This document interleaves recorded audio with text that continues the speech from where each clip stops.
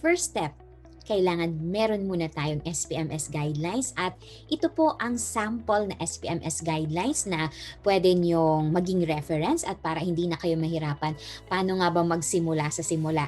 Anyway po, I will be posting the Google Drive link where you can download a soft copy of this MS Word na editable na rin na format ng ating SPMS guidelines para mas madali sa inyo ang paggawa ng inyong SPMS guidelines. And ideally po, sana ito po ay pangungunahan ng mga employees natin sa HRM office, itong pag-review at pag-establish ng ating mga SPMS guidelines para ma-develop yung competency nila in reviewing policy guidelines pertaining to performance management. So tingnan natin, pasadahan lamang natin ano ba ang laman nitong mga SPMS guidelines na ito. Of course, unang-una nandiyan na rin yung mga general policies and then general objectives. Now, these are all patterned after CSC Memorandum Circular number 6 series of 2012. So kung may mga idadagdag pa po kayo on top of the CSC MC6 series of 2012 na mga guidelines, dito na po papasok yung customization na tinatawag natin. Kasi 'di ba? Sabi natin, if we want to level up to maturity level 2, kailangan hindi lang tayo compliant to MC6 series of 2012, dapat we have to insert our customized guidelines. So, dito nyo na po makikita or dito nyo na po pwede mag-insert kayo ng mga inyong mga customized guidelines or practices dyan sa mga office nyo pertaining to performance management. Then, nandito na rin po under SPMS guidelines, nandyan po ina-identify na kung sino yung key players at ano-ano yung mga individual responsibilities. Now, again, meron din akong highlight dito na if hindi naman applicable sa inyo. For example, yung office nyo or yung organizational structure nyo ay medyo maliit lang. So, you can delete some portions of this for as long as yung general na mga provisions under MC6 ay naroon pa rin.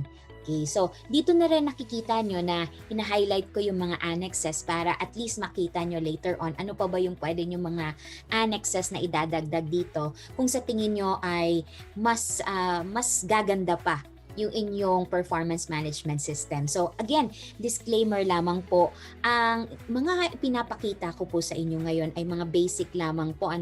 Ibig sabihin, some of the CSC in your respective areas may require you to submit additional na mga documents or requirements. So, ito po ay mga basic lamang po. So, baka po magulat kayo, sasabihin nyo na, bakit dun sa video ni EMS ay ito lang yung mga pinaprescribe. Now, again, disclaimer, these are just the basic. Now, your CSC na field office or regional office may require you additional documents or requirements in the course of their assessment during the on-site assessment na gaganapin po sa inyo para ma-check if you are really at maturity level 2.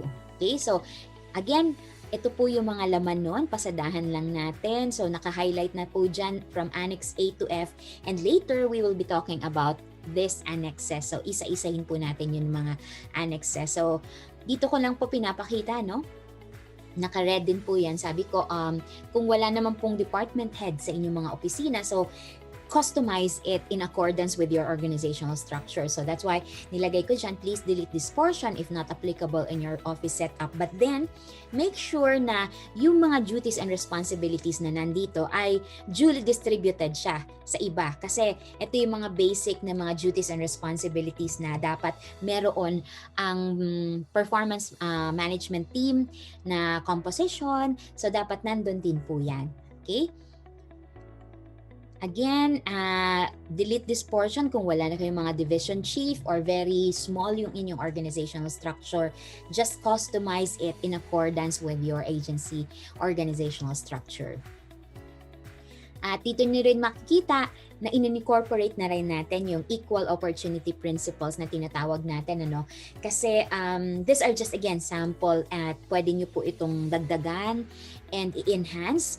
So I'm just giving you a sample wherein mas pwede nyo pa itong ma-improve in the course of your review of this policy guidelines on performance management. So, nilagay po natin yan para at least meron kang idea, ito pala yung mga sinasabi nilang mga EOP na mga practices which we can adopt or which we can enhance pa sa aming mga opisina.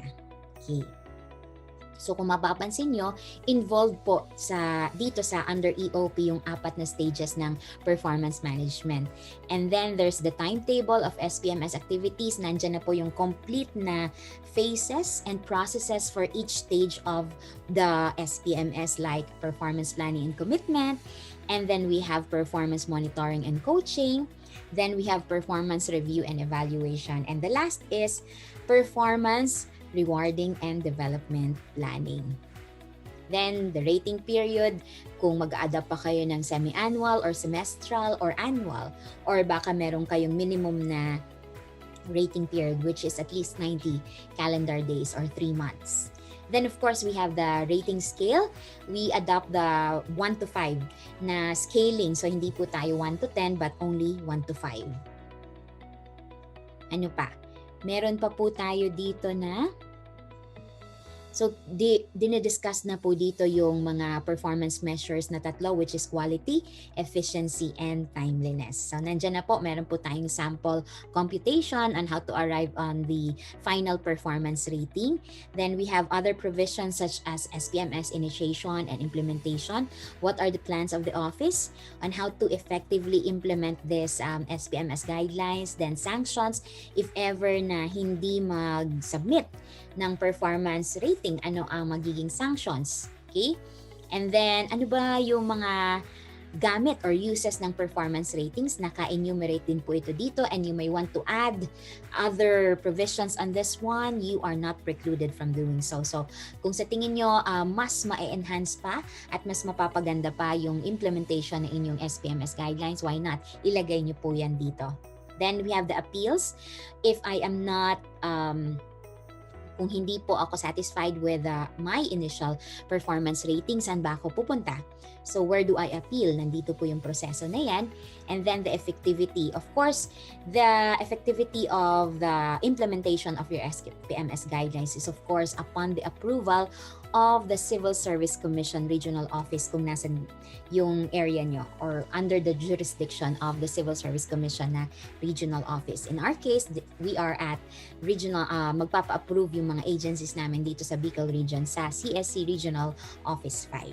Okay, so that would be all about the sample SPMS guidelines na written na policies and guidelines on your performance management. I hope na nakatulong ito sa inyo and you would have a lot of ideas paano ba mag-customize at mag-enhance pa at i-insert pa yung mga additional guidelines na sa tingin nyo mas makakatulong para mas mapaganda pa yung implementation ng inyong SPMS guidelines.